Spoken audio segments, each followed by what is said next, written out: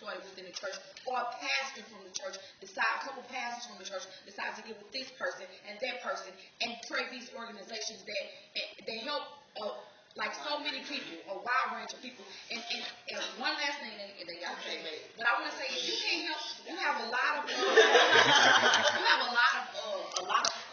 things that we need on a whole scale. But a lot of times, if you can't help a person get a loaf of bread, then if you can't see, you have to see take care of the immediate before you take care of the long term needs. And that's what a lot of churches do. Real quick, I understand what you're saying and what you're saying. But I think the problem with the Word program is that that's where it is, the program.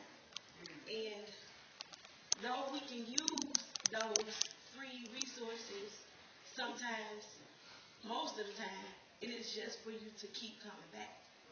And I think that is what I've come to find out. And if I always have that to run to, then I'll never want to get out of it. I mean, not to say that that's everybody's ideology, but it's always a crutch for you to use.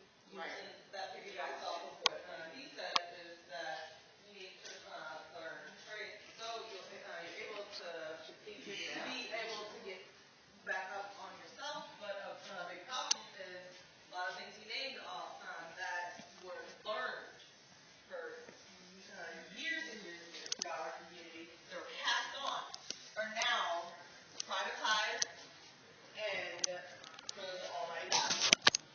That people, if you're not in, it's not a big corporation you're working for, that person won't know how to do your card. They won't know how to do this.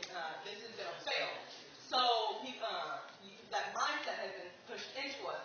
That if you don't go to a trade school or whatever, you've been taught how to do all these things, that they're never going